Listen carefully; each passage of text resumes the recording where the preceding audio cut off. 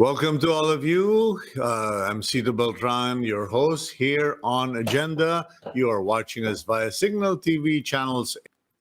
Today is November 13, 2020, Friday the 13th. Mabuti na lang hindi natapat yung pagbanat ni Typhoon na sino na ba yun? Ulysses. Na Friday the 13th, sasabihin na naman ng marami. Talagang napakamalas ng Friday the 13th. But in any case, it is a Friday the 13th and we are all just beginning to see the sunshine in many parts of the country, and we are also beginning to see the real damage that Typhoon Ulysses brought to the country. And it is such a wide devastation because it's not just in central Luzon where the forecasters said the typhoon would be basically tracked, but even in southern Luzon, there has been much damage, Bicol region, etc., the entry point, and a lot of people. In fact, if you remember yesterday, I commented with one of our news correspondents that it seems to be like it's reminiscent of Typhoon Ondoy, kung saan dito po, malapit-lapit sa amin, sa Pasig, yung flyover nawala or almost nawala. Naging island yung flyover, yung mga bahay ang nawala. In any case, that is, people are saying that it is almost like Ondoy, especially in Marikina, 2 meters difference na lang yata, Ondoy na yung tawag nila, no? So, in any case, we will catch up and find out regarding all of this. We will speak with the spokesperson of the National Disaster Council, Mark Timbal. And we will also be interviewing Mahar Lagmay, Executive Director, University of the Philippines Resilience Institute. And Paulo Alcazaren, he's an architect, urban planner, and architect Felino June Palafox, also an urban planner, to discuss the reality na ito yung sinasabi nilang climate change. I mean, imagine, it's been quite a while, or I don't know, I have to be honest. I have not seen anything like this where you have like 4 typhoons, one after another in like 2 months or something, or maybe 3 months, but I think more like 2 months. Kasi ito lang Typhoon Ulysses and Typhoon Rolly was in the space of 1 week. And then Typhoon Pepito and Shawnee. Well, yeah, Shawnee, Rolly, Shawnee, and Ulysses were all within 2 weeks period, if I'm not mistaken. Pasensya na, no? Pagod na rin ang Kuya Cito. It is only now that I've managed to get some sleep. But anyway, we will find out. Also, we will still try to speak with Attorney Don Colvera, head of the Incident Management Team in Camarines Norte, kasi yan po talaga yung Camarines Norte ang one of the hardest hits. Now, also, we are pending and still trying to get in touch with the head of the Aurora Province Disaster Coordinating Council. And paano na nga ba yun? In any case, we will check on all of that and we will see. But in the meantime, let's go to the front page of the Philippine Star. There you go. The picture says it all. Okay? Yan po ay rubber boat, raft, inflatable raft kung tawagin ng iba. And there you see photos of rescuers, both local and national, trying to rescue affected Filipinos. In any case, President, in his speech at the ASEAN Summit, President Rodrigo Duterte asked for neighboring countries to ensure vaccines for all. And then we can see the photos of the rescue operations as the banner story says, Ondoy-like floods trapped thousands. Millions went without electricity during the onslaught of Typhoon Ulysses.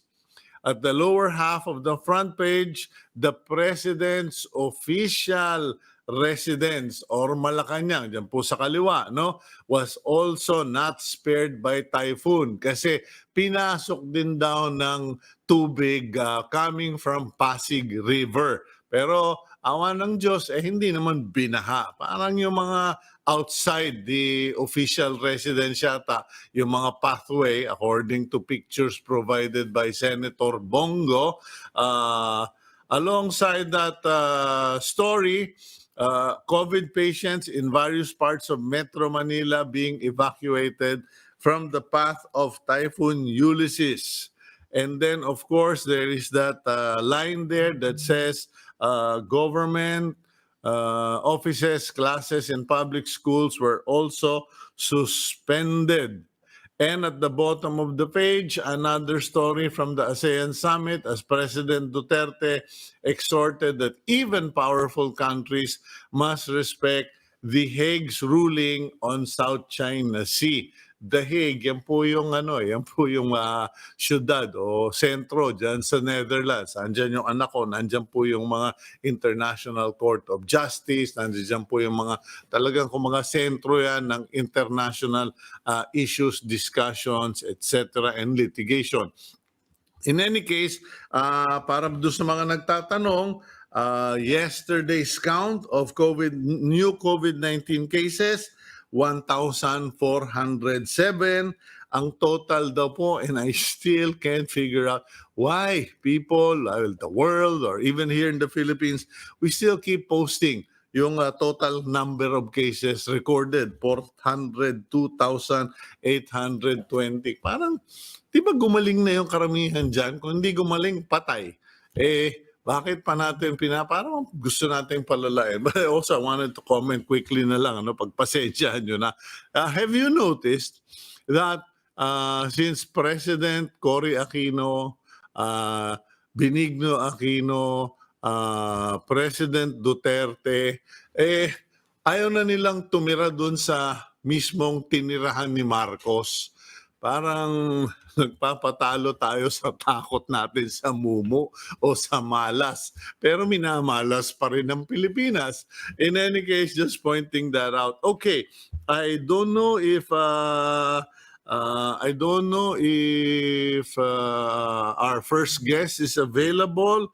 Okay, we have interviews ready already. Let's go to one of our good friends here on the program and respected architect and urban planner, architect Paulo Alcazaren. Paulo, good morning to you. Morning, Cito. And slight correction, I'm a landscape architect. June Palafox, friend, is an architect. So although my academic background is also in architecture, I practice as a landscape architect and an environmental planner or urban planner. Okay, thank you for the correction, and we're obviously mixing everything up. Now, having made that correction, okay, you are an environmental planner and urban landscape planner, a landscape architect. Ngayon, ewan ko, meron ka pa bang ila-landscape sa tama natin dito sa Typhoon Ulysses na ito? And what do you have to say? I mean, I was just kind of wondering this morning over breakfast. Sabi ko, we had Ondoy in 2009. We should have learned our lesson in 2009. But here we go again. 2020, we have almost a twin brother to Ondoy. Yes, same flood, different year. So it's like the Philippines version of Groundhog Day. We wake up every year, and the typhoons are getting stronger, and we've done nothing to well, it's not that we've done nothing.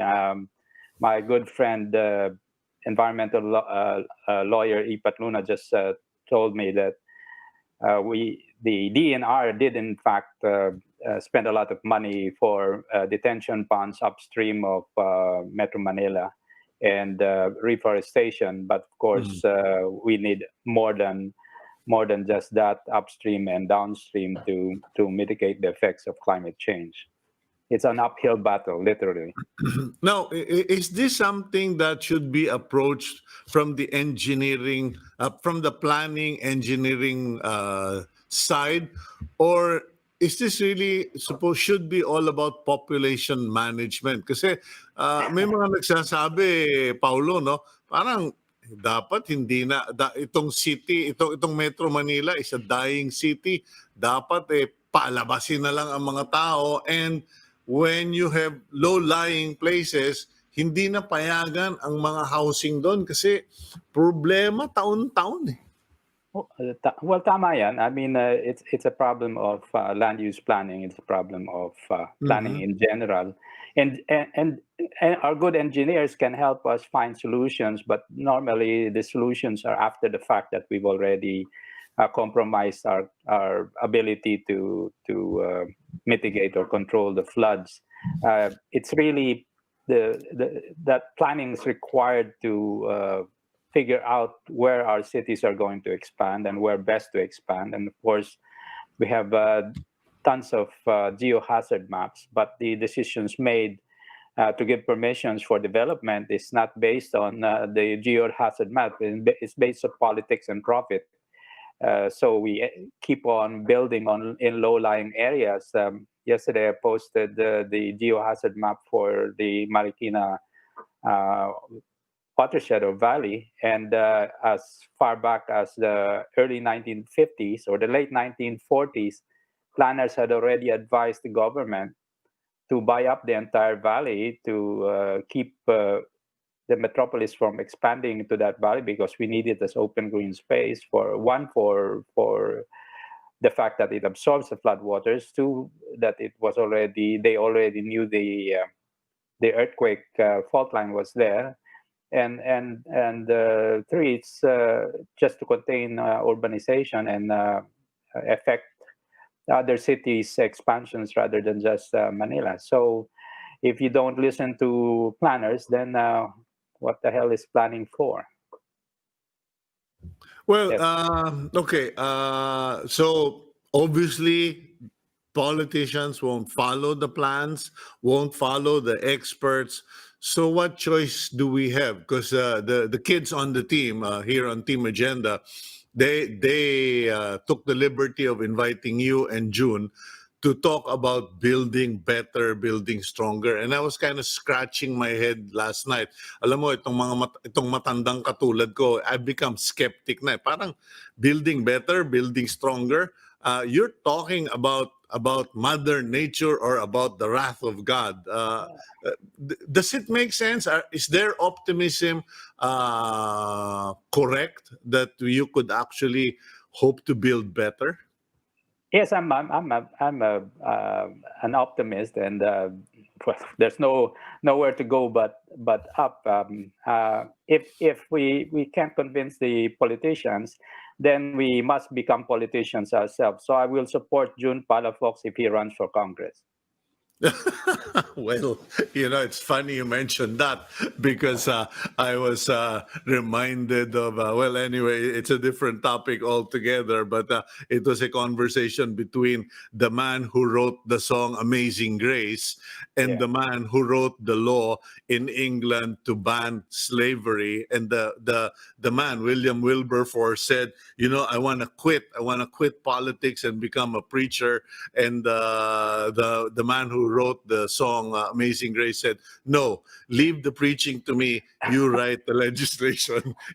But seriously, in terms of increasing our capacity to make decisions based on data and based on science and based on planning, we've achieved great strides in the last few years. The Philippine Institute of Environmental Planners, of which June, of course, is a member.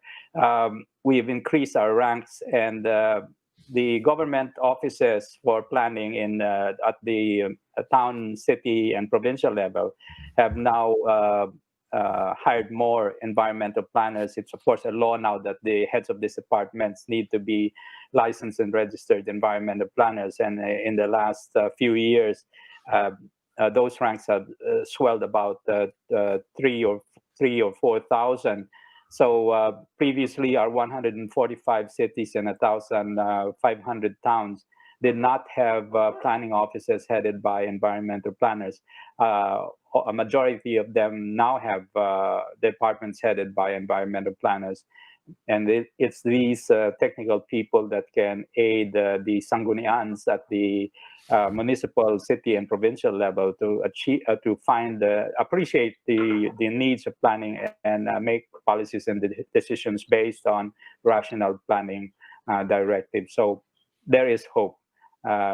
Previously, we didn't have this capacity. Now we're building it up. Okay. Well, I'm with you on that one. That you are very correct on that. That there has been some improvement, some changes. Well, major changes. But what about in the area of enforcement? I had the stint in the U.S. I had the stint for 1 year observing, coordinating with the local environmental management board in Connecticut, Yeah. in Westport, Connecticut, and there. Maghalo ka lang ng simento, subukan mo lang maghalo ng simento sa malapit sa sidewalk or just near the gutter. And if the slurry or the washout goes into the canal or into the sewer, you are dead meat. The people there will shut you down with no discussion, no argument. They'll just arrive and padlock your project site. And I have here in Capitolio, we are surrounded by construction. And ang tingin nila sa akin, masungit ako. Pag sinisit ako, or I say, hoy, wag kayo naghuhugas ng mga mixer ninyo dito sa mga tapat ng imbornal namin. Ang tawag nila sa iyo dyan sa States, nimbing. Not in my backyard. But you're right. Enforcement is what's of course lacking in our towns and cities. But the police power of LGUs, that's what you need to use to keep everyone in line. Unfortunately, the problems that beset us are beyond the boundaries of the towns and cities. And in fact, one of the problems is that we don't look at the issue from a regional context, because the floods that reach us come from surrounding areas beyond Metro Manila, beyond provincial areas. And in fact, what we should, as Mahar would tell you, look at is the watersheds. As planners, we do call this the ridge of the mountain to the reef of the sea planning. And our problem with policing is jurisdictional. How can you enforce something if it's not a coordinated thing across all political boundaries? Our towns and cities, the boundaries are not defined by natural processes or the realities literally on the ground. So what we lack is a regional context. Even the regional development councils are based on political boundaries. We should really look at where the flood is coming from, which is upland, and where it's going to pass, which is lowland, where we have most of our towns and cities. So the correctives are both in the uplands to reforest and police the illegal logging and reforest, and midway to construct the detention dams, but that's billions of pesos. And then at the lower level, where the local towns and cities and the regional development councils, we have to look at land use planning in a regional context. Of course, it will help if our land use act gets passed and the IRR for that enables us to better control urban development. There is a new Department of Human Settlements and Urban Development, but it hasn't hit the ground running yet, and it got hit by the lockdown. So the hope is that we'll have a coordinated effort across political boundaries and across national agencies to look at the problem holistically, hopefully. Okay. Let's now go to small bits, tidbits. Ika nga, no. I was just looking at all those videos of flooding, and one thing I mentioned yesterday on the program is when you compare the Philippines to other places in Asia or in Europe, we maintain concrete jungles. We just insist on concreting everything, paving everything. Kung hindi simento, asfalto.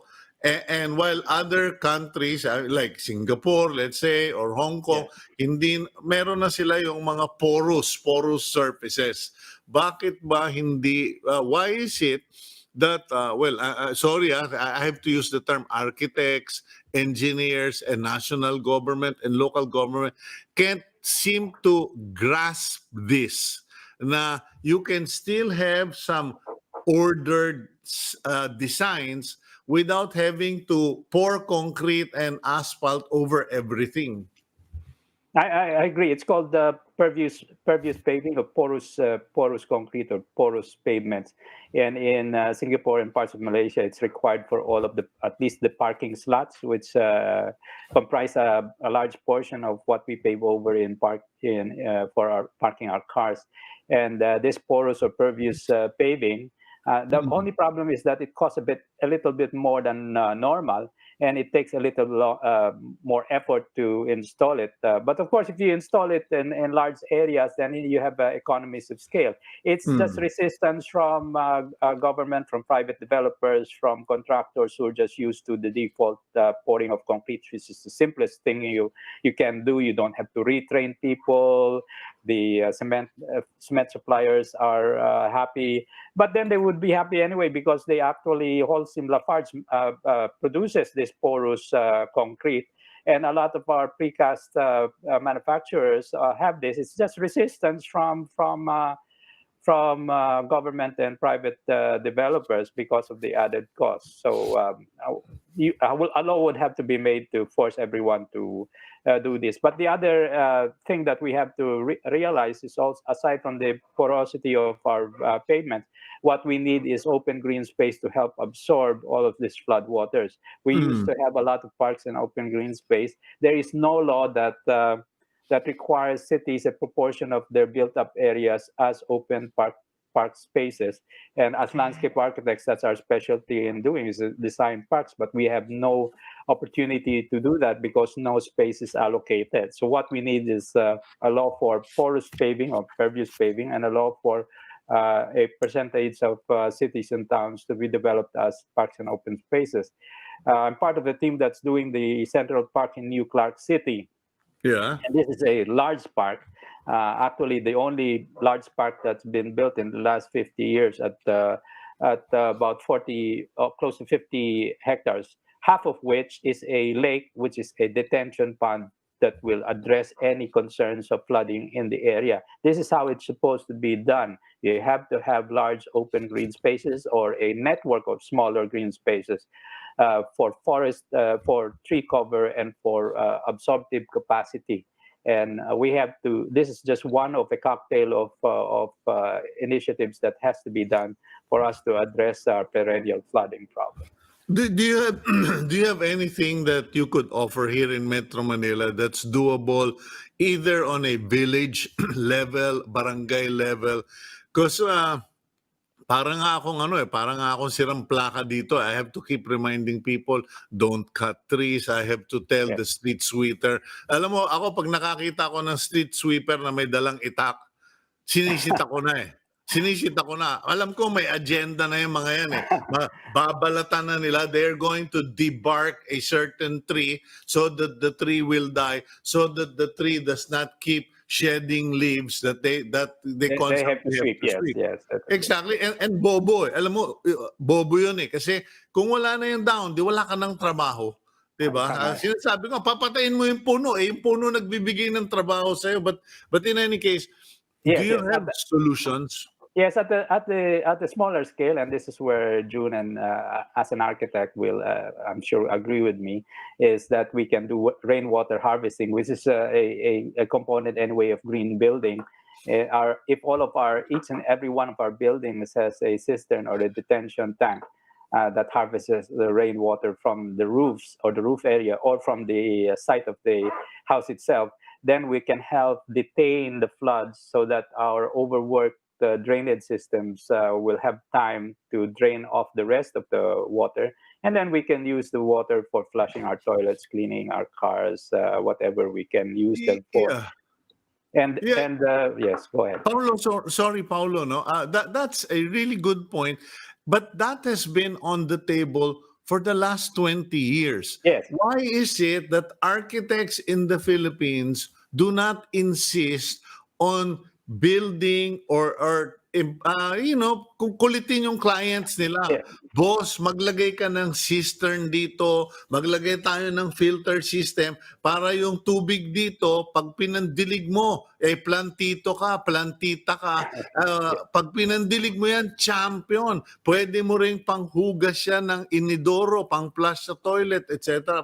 It's like, that's a correct suggestion, Paulo. I thank you for raising it. But why is it hasn't been integrated into the National Building Code or into the psyche of architects? Well, the National Building Code, the NBC, is being revised as we speak, and those of us in the individual professional associations are including that in our inputs for the revision of the code. And but as June will also tell you, the final decisions in a lot of a building, as a building gets done, is not made by the architect; it's made by the owner and developer. Yeah.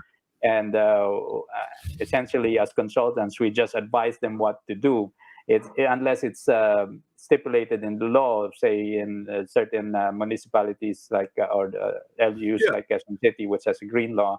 But then there's always some loophole, and people get around it. So it's needing to think beyond your own agenda and helping the community and the city and the nation to address these problems. Yeah, but It's your conscience. But the way to convince a person is through his pocketbook, they say, no? Exactly. Yeah. Have you guys ever made a costing? And sorry, I'm just throwing this out there. Baka nanonood yung mga friendship mo, medyo mag-isip sila. Diba? But, if you throw this out there, na if we do a study and we can show a client that they will save thousands of pesos doing this, I'm sure they would be inclined, because my house is 20 years old. Who would imagine that I would be here? It would already be 20 years. And in the 20 years, I've saved so much money because of certain designs. If we show that to people, educate people, kasi alam mo yung tubig, minamaliit natin dahil mura ang singil. Pero pag sinama mo na... Mas mahal ang tubig ngayon kaysa sa gas. So,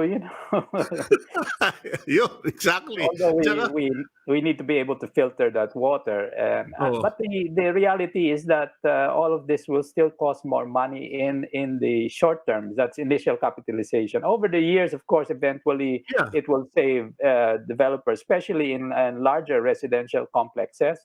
Your cost for irrigating the landscape or flushing your toilets. The upfront cost is that you need what they call double piping, which brings the water from those cisterns to your toilet. That's the added cost. For developers who are just wanting to flip over the units and sell it to people, they're not thinking of that. But of course, there are developers who are more green-minded than others, and they're taking those steps slowly.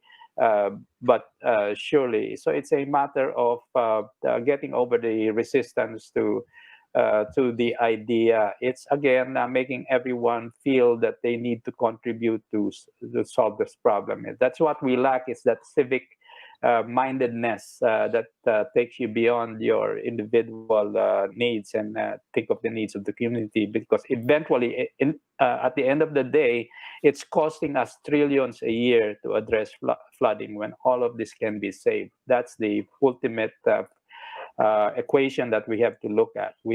And that civic mindedness is what's lacking in our society today. It's thinking beyond your house, your village, your demographic, and thinking of we're all in the same boat. Just like our fight against the virus, our fight against flooding is that we're all affected by it. We can't escape floodwaters because it will not stop at political boundaries. It will not stop at whether you're rich or poor, you're affected. Yeah, whether you're the president or you're the magtataho. I mean, they were worried. They have to move Malacanang anyway. It's been on the planning and being planned for so many decades, and it floods in Malacanang every so often, and it's just too low lying. So my recommendation is just turn it into a museum and move the president elsewhere, because in any case, the president is landlocked. You're trapped there if in a flood, or in a coup. That's the PSG is so much problems trying to keep the president safe, and the San Miguel district could stand a lot of redevelopment, but the only problem is the Malacanang is there. But that's another story. Okay, so well, but then for our viewers who are watching all of these reports, all of these videos of flooding, kasi you know what I don't get, and we have common friends who still went back, they had the capacity to move elsewhere, to buy elsewhere. And last night I was praying for them, and I was like saying, half of me is praying for them, Lord, and half of me wants to hit them on the head. Yung parang hindi ka pa natuto, nabaha ka na dyan, nalunod na yung kotse mo dyan, balik ka pa rin ng balik dyan. Well, then if there are reasons for staying where you are because of the centrality of the place, the proximity to where you to work. Well, of course, now everyone's working from home, so that's going to affect the decisions of where we are going to live in the new normal. But the other thing is really urban planning and the need to get a congruence between where you build your residences and your places of work, and the infrastructure that needs to go in, and the decisions that are made where to locate this. Again, going back to the geohazard maps, we cannot fight nature, and that's the problem. So we need to make more informed decisions and get everyone on board. And the first part of the equation is what you're doing is to inform everyone of all of these realities, and so everyone can make informed decisions. But ultimately, if you make a decision to go back, I was with a group called Assure, which is a bunch of multidisciplinary people. We went to Tacloban, and the problem of the flooding there, and one of the recommendations we had for the buildings in the tsunami prone or flood prone area was institute a new ordinance so that you're required to build it. You know, in a fire you have fire escape, so you go down and you escape the fire from the building. We suggested a flood escape stairs. That means for every building, a multi-story building, you're now going to be required to build enough space on top on the roof deck so that people can escape, because sometimes these floods or these tsunamis are minutes away. And so a flood escape stairs leads you to a deck well above the flood level. So say in areas alongside Marikina, one of the things you could also require is that you have a deck reached by stairs for all houses. As you know, the problem is you have to climb on your roof, but your roof doesn't have the capacity to hold the people that you house in below.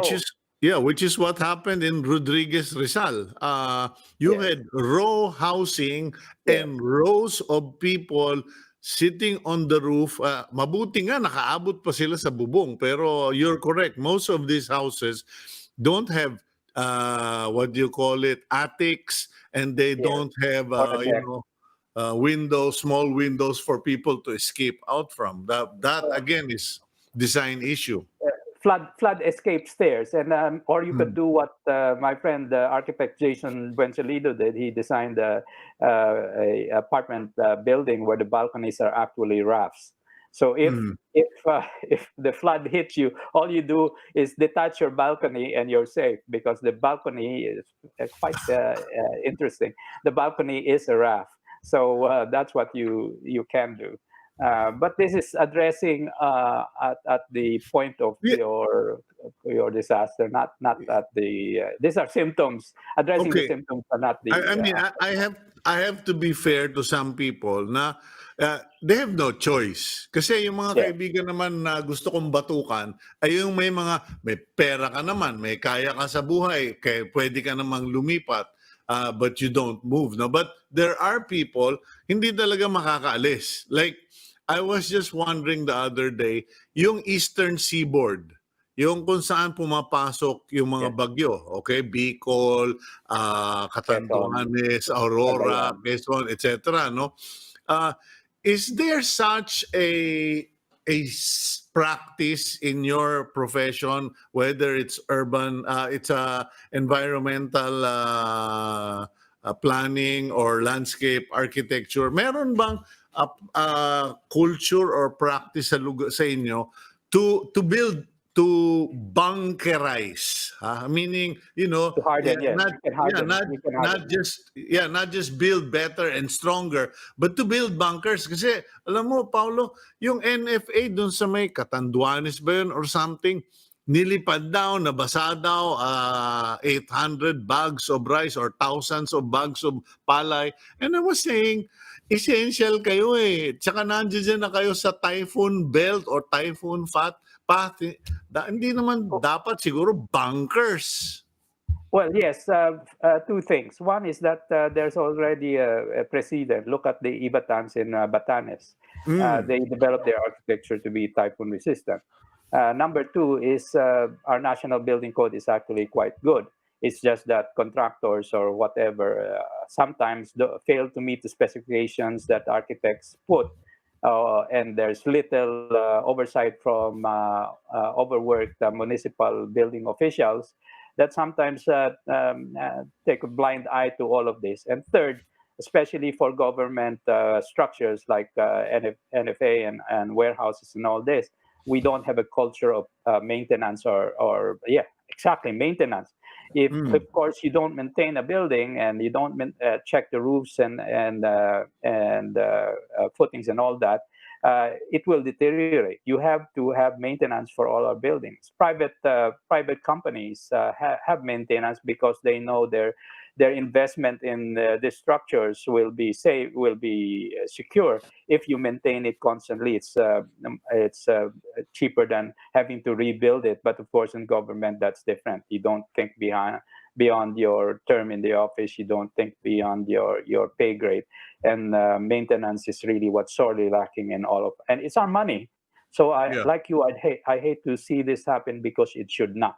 And if we just follow the rules, if we follow the specifications, if we don't have graft corruption, if we do have maintenance, then it's possible to build human settlements in these typhoon-prone areas and survive. And even more than that, fatalities should not be something we look forward to. We already have good forecasting to know that it's going to come. So a lot of the areas and a lot of the people affected are, of course, the informal settlers, and they live in housing stock that is, of course, below standard and beyond the oversight of the municipal building official, because the politics requires that you have these informal settlers for your votes the next time. So you don't really care about them. Yeah. So that's why I really hope June Palafox goes into politics, and I will vote. Okay. In any case, Paulo, just as a quick review, we want porous pavements, porous walkways and areas where water can go through and seep through. You're suggesting for water impounding areas within villages, if not households, kasi makakatulong din sa savings and use of water. And More parks and open spaces, yes. What? More parks and open spaces. Yeah, I was going to say that. More parks and open spaces, and also environmental buffer zones, which was proposed for Marikina in the early years, na wag patirahan ng mga tao but create a environmental buffer, forest, etc. And then the easement of all of our rivers need to be kept, and that's where the informal settlers are allowed to set up their homes. We've never enforced that. Again, it's a political thing. Well, Paulo, we have made that an agenda.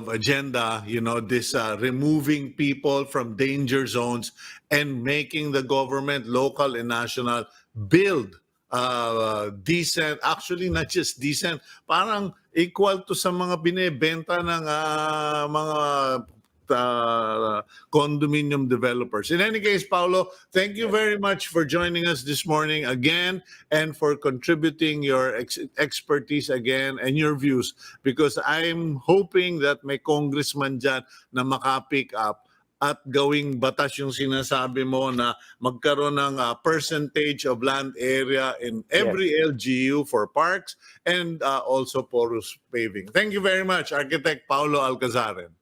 Thank you, Cito. Have a good day. Keep safe. You too. Okay, that's our friend and mentor, Paulo Alcazaren, and we will go for a quick break. And when we return, we continue on with Architect June Palafox, who is an architect, urban planner, and siya yung sinasabi ni Paulo na gusto niyang patakbuhin ng Congress o Senate para magkabago-bago naman yung sistema. We'll be right back.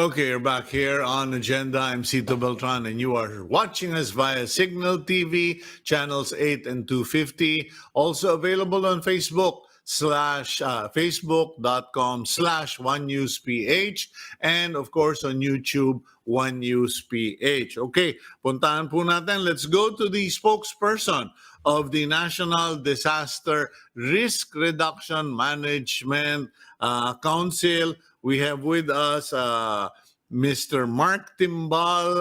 Good morning, Sir Mark.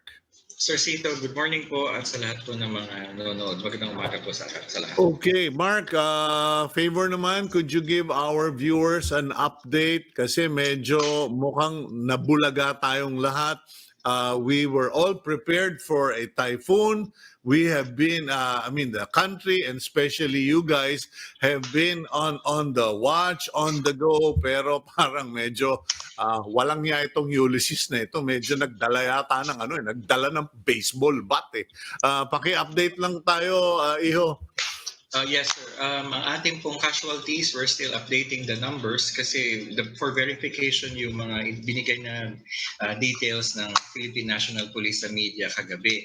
Here at the national level, ang count pa po natin as published last night is one dead, 1 injured, and 4 missing. But the PNP is already in a few minutes.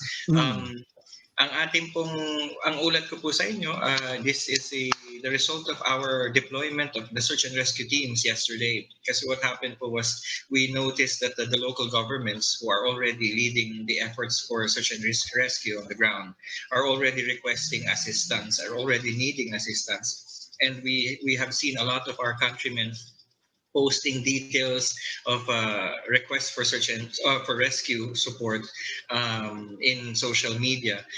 We have already deployed police from the Coast Guard as well as the Joint Task Force NCR. And as of this morning, they were able to rescue as well as evacuate a total of 6,302 for Region 2, Region 3, Calabarzon, Region 5, as well as here in the National Capital Region, specifically dyan po sa may Marikina and Pasig, and Rodriguez and San Mateo in Rizal. Our relief efforts are continuing. We have resumed our operations in Region 5 to support the communities that were initially affected by Super Typhoon Rolly and have been pummeled by Typhoon Ulysses as well. Okay, Mark, what areas are worst hit or badly affected?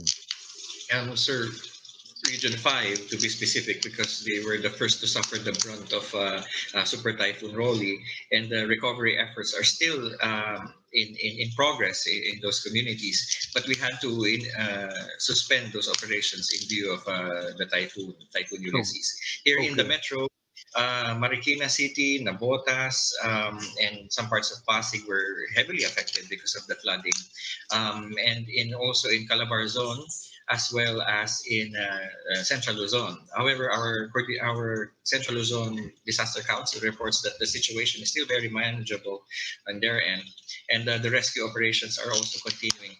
All of these operations, Sir Cito, are led by the local governments, kasi baka Mhm. ma-misinterpret ng mga kababayan natin that since we have a deployment, baka iniisip nila tinake over na namin yung operations. What happened is what's happening is that our teams are simply units so that the mayors can designate what particular area should they conduct operations. Well, I respect that clarification, Mark. Pero let me assure you, yung mga nasa ibabaw ng bubong, walang pakialam kahit anong That is kulay, true, anong sir. itsura mo ninyo. Kasi in fact, I was wondering nga meron pa ba tayong 6 by 6? Kasi di ba, modernized tayo ng modernized na the 6 by 6 of the armed forces, particularly of the army.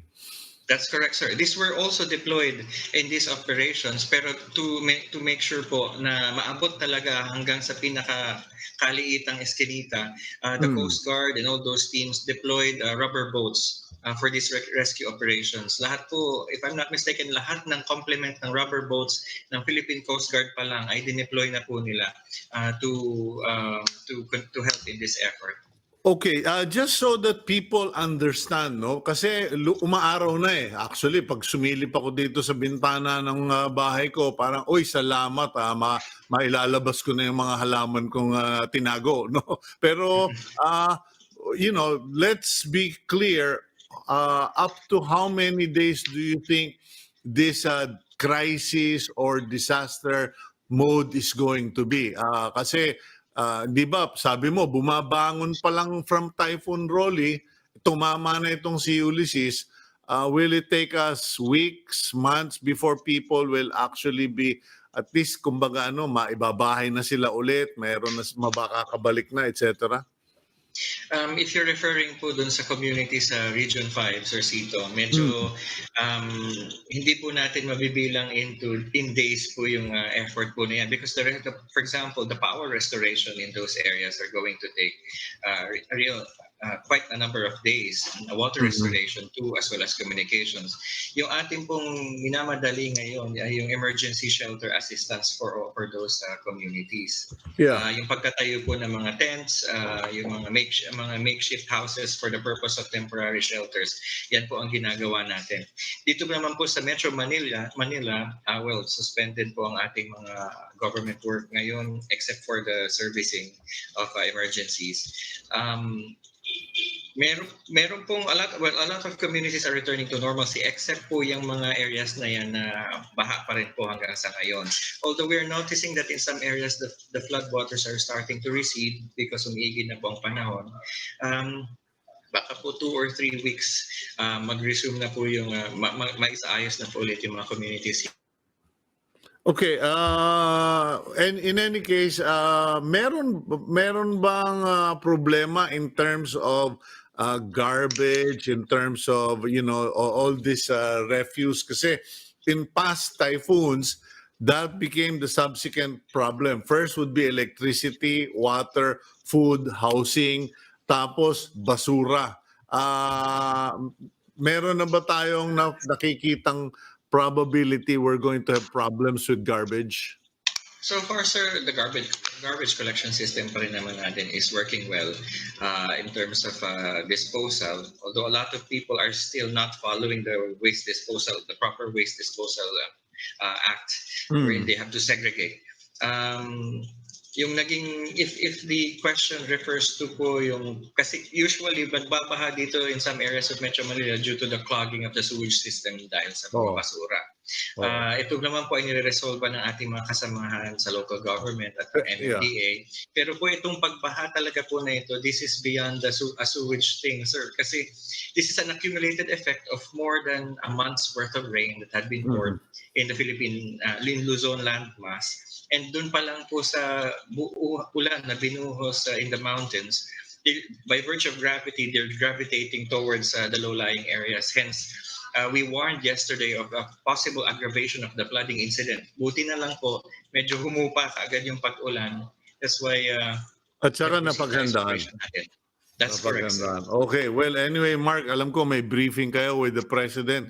Kung mapapaabot mo, sabihin mo, I can relate to him kasi pareho kaming ayaw palabasin. Ako raw ay senior citizen kasi lahat ng baha, sumusulong ako, tumutulong ako, yung Ondoy, Yolanda. Pero ngayon sinasabihan ako, Kuya, hindi ka kasali, senior citizen ka, marami kang risk. So thank you very much, Mark, and congratulations. Congratulations to the Office of Civil Defense for your unit, the National Disaster Risk Reduction. Anyway, Management Council, maraming salamat for doing your job and staying vigilant. Have a nice day. Maraming salamat po. Ingat po tayong lahat. Good morning. Okay, yan po ang spokesperson ng NDRRMC, Mark Timbal.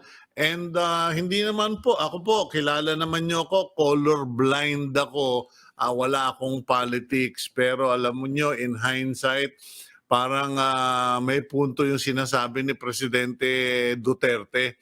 Kasi sinasabi niya kahapon, although medyo marami sa ating mga may komentaryo, no, tungkol doon sa statement ni Presidente kahapon na ayaw akong palabasin ng aking mga PSG, etc.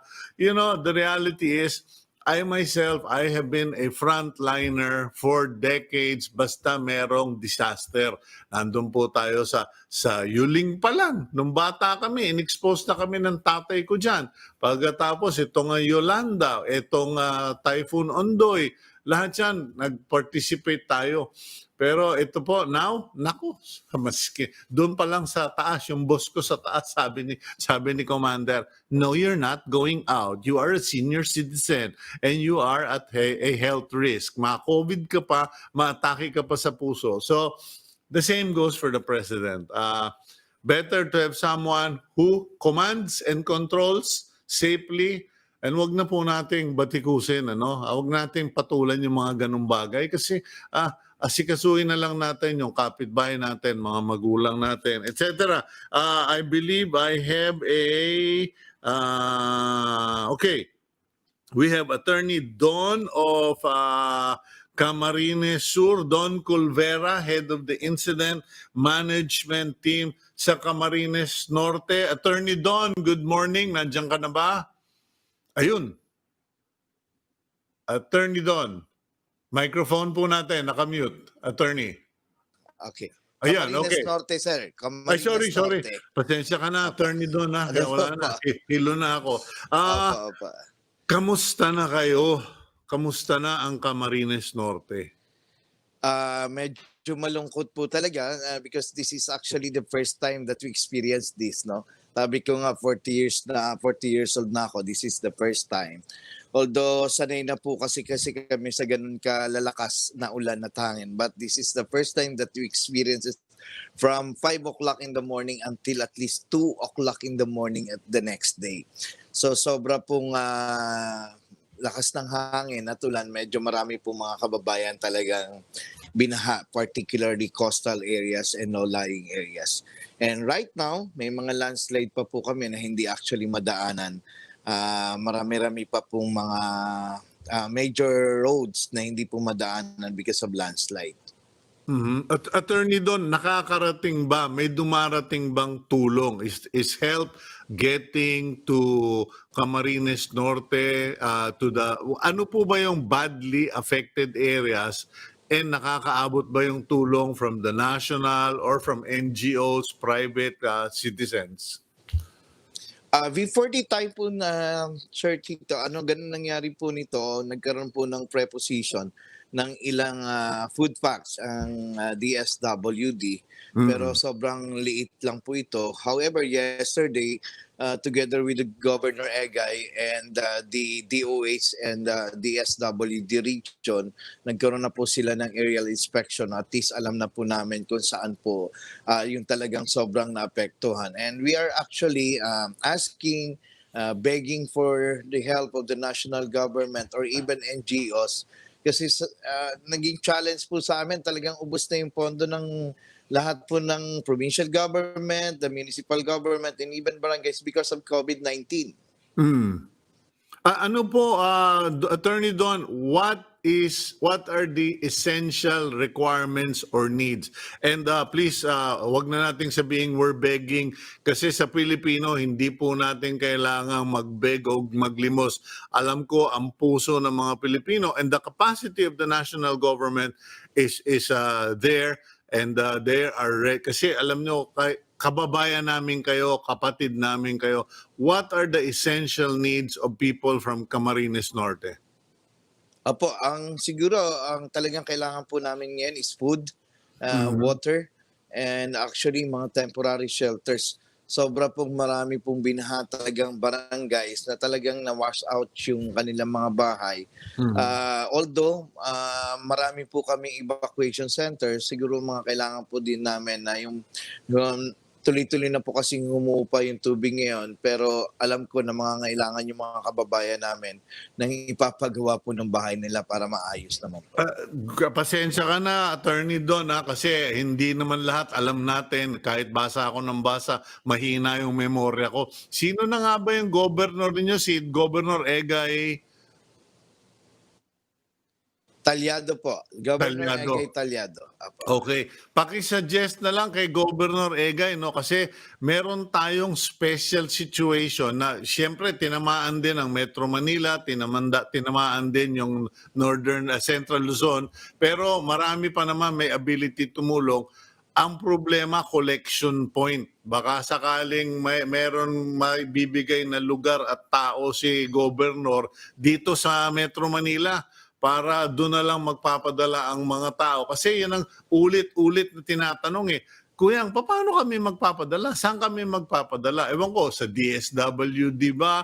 O meron bang office ang mga congressmen nyo yan dito sa Metro Manila? Baka sakaling ma-establish yung drop-off point na yan. Nako, para kasi kami sa media eh. Alam mo, pag sinabi namin mag-donate kayo, dadagsa lahat ng donation doon sa mga istasyon natin. Eh, ang problema ngayon, hindi pwedeng magliwaliw, hindi pwedeng mamasyal. So, kailangan officials only. So, baka yung congressman nyo o yung mga senador nyong Bicolano, kung meron, and baka may drop-off point sa Metro Manila. Pero mananawagan po tayo. So, you need food, water, you need temporary shelters, mga tents, trapals, blankets. Yes po, apo. Okay. Actually, we have our two congresswoman. The first district is actually the wife of Governor Egay Talyado.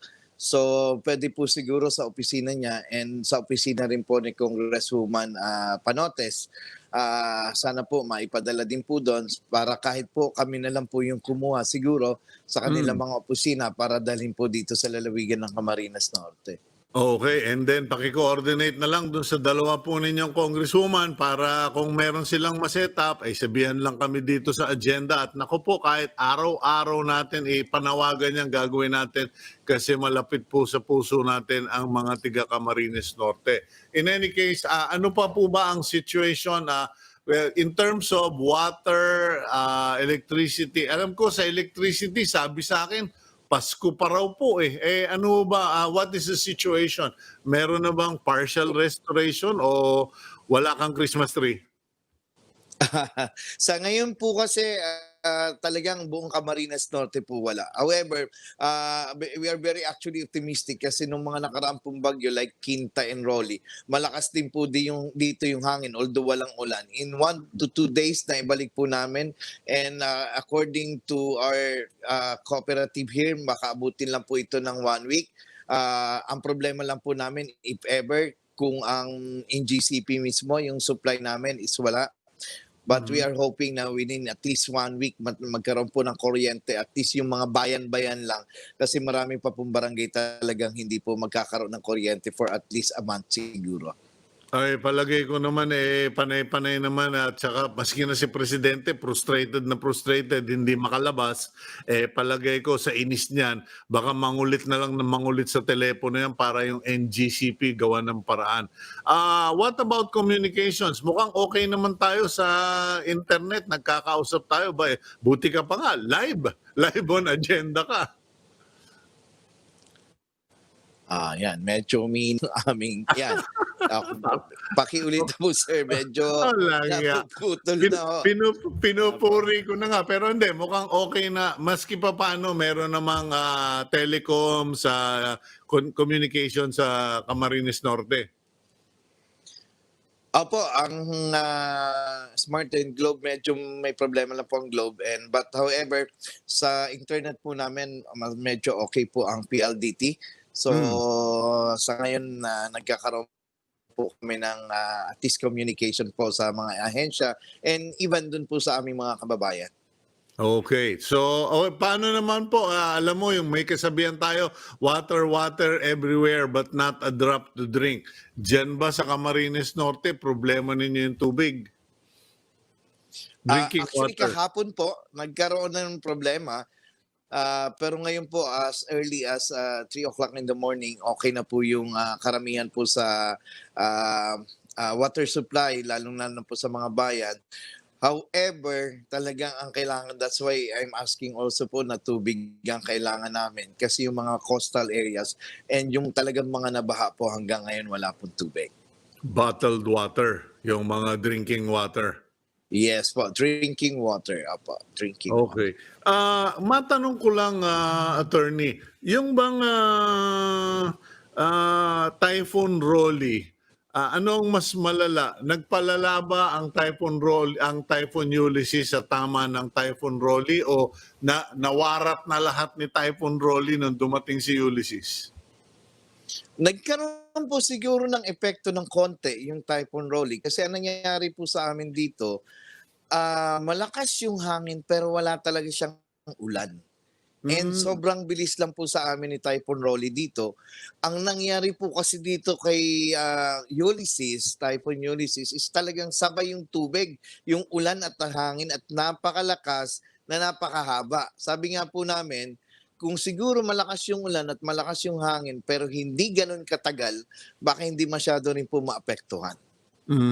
So yung paghaba, kasi 5:00 ng umaga hanggang 2:00 kinabukasan tumama. So mahaba-haba talaga. Opo, Okay. sobrang haba po talaga. Kamusta naman po? At alam mo, actually, ito yung tanong na ayokong tanong kasi pinagbibintangan kaming mga tiga-media na para raw kaming tiga-habol ng ambulansya. Pero kamusta naman yung mga casualty, mga nasaktan? May statistics na ba kayo dyan? Meron na po actually sa injured po namin, we have actually 8. Lahat naman po ito, yung 4 naka-admit po sa hospital namin, yung 4 naman nakonsulta lang, nakapag-konsulta lang po. Medyo malungkot lang po is we have 3 deaths. Isa sa bayan po ng Daet, 2 po sa bayan ng Labo. Ang cause of death ng taga-Daet po is actually naglilinis siya ng bubong. It is actually during the typhoon na meron pang kuryente po siya. However, yung sa Labo po, sa Labo is actually a 4 years old na lalaki na nagkaroon po kasi ng landslide doon sa lugar po nila.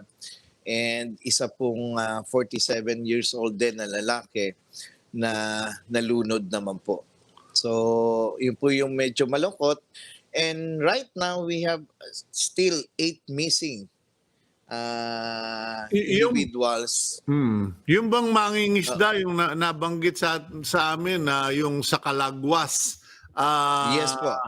nahanap na po ba yun o missing pa rin? Sa ngayon po, missing pa rin po siya. And meron pa po kaming additional na 5 missing sa bayan ng isa po sa Mercedes, isa sa Labo, and 3 po sa Jose Panganiban. Mga Ano? fisherman din po yung sa Jose Panganiban. Mga baka sakali lumaot o tumatawid na biglang nawala na lang. Actually, mukhang inabot po ito. Nasa laot po ito na magkaroon po ng bagyo. Okay.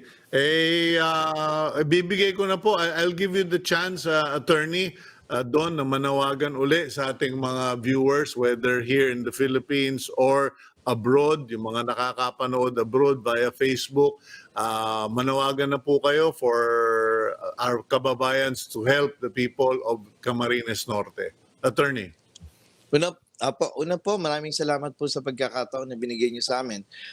In behalf of Governor Egay Talyado po, nananawagan po kami sa lahat ng ating mga kababayan na may mabubuting puso po here in abroad, na sana po matulungan po ang lalawigan ng Camarines Norte, ang ating mga kababayan, lalo-lalo na po sa pangangailangan namin sa pagkain, sa tubig, sa temporary shelter ng ating mga kababayan. Makakaasa po kayo na ang lahat po ng tulong na ibibigay niyo sa amin ay maipapaabot po natin sa ating mga kababayan po dito na nangangailangan ng tulong. Maraming salamat po.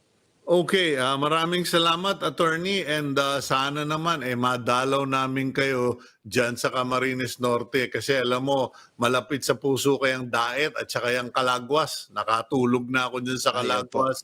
Napakaganda ng inyong lugar, inyong probinsya, and may God bless all of you, and may God restore the damage that has been done by this typhoon to the people of Camarines Norte. God bless all of you, attorney. Thank you so much, and God bless and keep safe, sir. Okay, yan po si Attorney Don Culvera, Head of Incident Management Team, Camarines Norte. Alam niyo po, napakaganda nung Calagwas Island. At maayos-ayos na puntahan yon. Medyo parang Boracay in the 60s, 70s ba. Simple. Although mas developed na ngayon.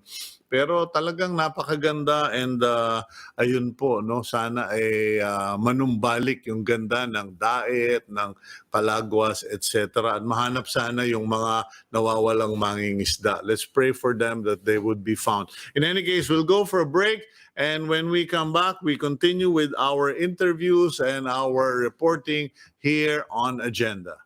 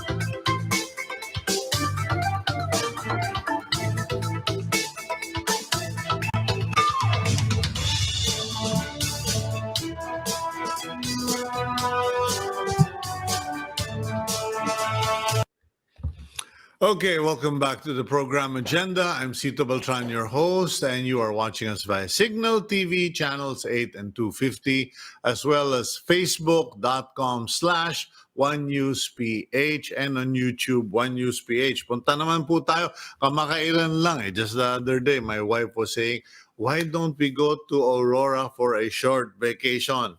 That was before Typhoon Ulysses came in, and let's find out from Engineer Elson Egarge, head of the Aurora Provincial Disaster Risk Reduction Management Office. Engineer, good morning po sa inyo. Okay, ayun po, we are... hello, yun. Engineer, good morning. Hi, good morning po, Sir Louis Beltran at sa inyong mga tagapakinig. Engineer, Cito Beltran po. Huwag niyo sabihin Louis Beltran, baka magmulto yung tatay ko. Sir, hindi ko po kayo maintindihan, sir. Hello? Hello, engineer. Hello, engineer. Can you just give us an update Hindi ko kung po ano? maintindihan, sir. Nako, okay. Hello? Yes, sir. Malinaw na ba? Okay. Hello, sir, hindi ko po maintindihan, sir. Okay, Gab, pakisalo na lang muna si engineer kasi mukhang may problema talaga tayo sa Aurora, and dun po sa medyo baka nailang kayo. Kasi sabi ni Engineer Elson, good morning Sir Louis Beltran. Hindi po ako si Louis Beltran. Ako po yung anak ni Louis Beltran.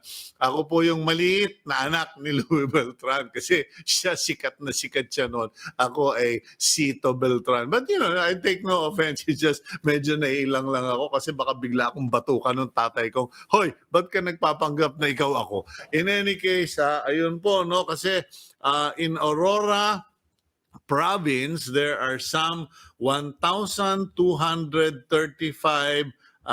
families or 3,881 persons affected as continuous moderate to heavy rains inundated low-lying towns. Okay? So, alam nyo po, medyo curious talaga akong malaman. Well, I sincerely want to know what's happening in Aurora. Because many of us here in Metro Manila and also surrounding Aurora love that place, particularly kayo yung mga mahilig kayo sa wildlife, sa surfing, sa dagat. Nadidevelop na po yung Aurora in last year bago tumama itong lekat na COVID na ito. Ang problema, nako, ayan na, pag tama naman itong dalawang bagyo, hindi na natin alam kung anong areas ba ng Aurora province ang naapektuhan ng sobra, kasi yung mga lugar diyan medyo yung tourism spot, marami ng hotel na tinatayo, ano na yung condition nila, yung mga walang bahay, ano na yung situation nila. So we will find out from our team if we will manage to connect to the PDRRMO kasi pahirapan daw. Ito, medyo nagme-message. Ayun, bagsak na raw yung signal, hindi na makuha yung Aurora Provincial Disaster Risk Reduction Management Office. In any case, we continue with the program, and before we will try to reach out to our other guest. I don't know if Architect June Palafox is available, but in any case, we'll continue. And paalala lang po, no, kanina nag-comment ako kay Attorney Don ng Camarines Norte. Si Attorney Don ba? Yung sinabi kong, kasi may mga nagko-comment kay President, well, you know, tayo naman mga Pilipino, komentarista tayong lahat di ba? Pag may nagsalita, ano ka na dyan, di ba? Yung mga ganun tayo But the President came out on national TV yesterday, and he essentially said, he wants to go out. Gusto niya lumabas, Pero pinipigilan siya ng PSG kasi baka mamatay daw siya, baka ma-COVID siya, baka malunod siya, etc. You know, the president retains his long-lasting character of mayor. So kung magsalita siya, sometimes presidential, sometimes mayor. And sinasabi lang niya kapon, medyo down to earth, medyo nangangapa ng konti. Na paano ko ba sasabihin to? Hindi ako makalabas kasi pinagbabawalan ako. And many of us find that hard to believe. Because he's the tough-talking president, he's the action man. Parang, pwede ba yun? Pero alam niyo po, ako this morning, feeling ko ganun na rin eh. Kasi I want to go out. I want to join some people doing relief operations, yung katulad yung kanila Mr. Kairos ba, itong kaibigan ko na yung Operation Blessing. Masarap mag-volunteer sa ganun eh kasi feeling mo may naitutulong ka. Pero pag nalaman nilang ikaw ay senior citizen, kahit na pinapayagan sa ng IATF up to 65, most people will say, boss, wag ka nang sumama. Kuyang, wag ka nang sumama. Kasi baka mamaya makadagdag ka pa sa problema. And we forget that because in our passion, in our design to help, desire to help, we kind of just ignore our real conditions. We ignore na, like me, I have 5 stents. I'm 64 years old. Malapit na akong bumoundary. Sana wag na humaba itong lekat na COVID-19 ito. And it could complicate matters. So on the part of the president, medyo intindihin din natin, kung matigok yan, well, you could easily say, okay lang, may vice president naman eh. But transitions, tingnan po ninyo nangyayari sa Amerika ngayon. Naku po, hindi nila malaman ano ba ang gagawin nitong si Donald Trump. Ito ba si Donald Trump aalis ng kusa o maglulupasay habang kinakaladkad? Magkakaroon ba ng transition? Kasi may mga ganun sitwasyon na pag bigla ang may pangyayari, nagka-transition, lintik-lintik na. Yung iba sunugan ng dokumento, yung iba taguan ng pera, yung iba sarahan ng opisina. So, let's just live with what we have. Alam niyo po, democracy tayo, binoto natin isang presidente na medyo may edad na. So, ganyan po ang sitwasyon. Okay, pinapaalam lang po ng ating executive producer na si Ginoong Mahar Lagmay cannot take our call at the moment kasi mobile yata siya o field.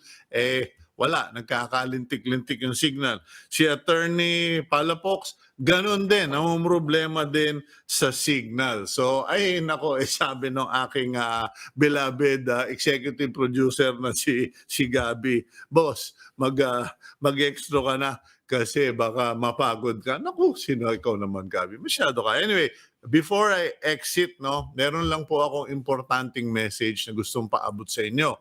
Okay?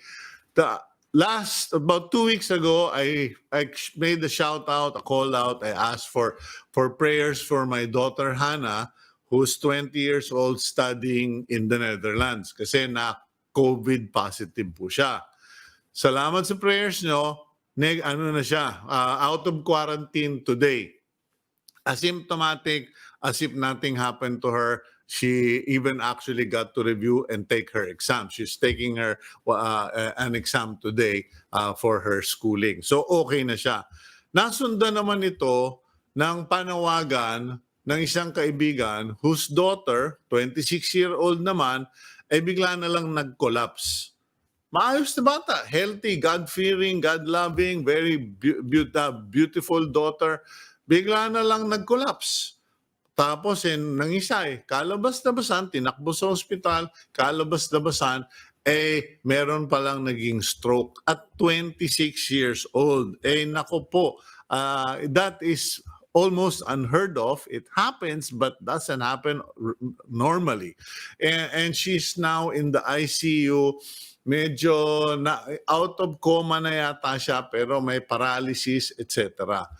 And her name is Alexandra, and I'm asking for all of you to pray for her. But more importantly, before I go, during these times, I've learned in our church that in our battle, in our spiritual battle, the devil will attack the father or the man. Sa trabaho, sa babae, sa sugal, sa bisyo. Pag hindi niya natalo yung lalaki kasi God-fearing, he will attack the wife, the mother. And pag hindi pa rin niya ma-attack yung mother or your wife, he will attack your children. I just want to remind those people who are struggling now na baka may nangyayari sa mga anak ninyo. This is the strategy of the devil, and I just want to remind all of you to please pay attention to our children. That has been a recurring topic this week for those we interviewed regarding children, mental health.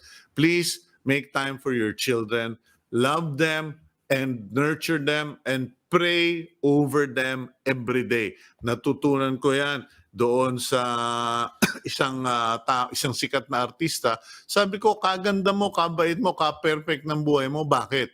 Sabi niya, Cito, kasi lagi akong pinagdasal ng magulang ko since the day I was born.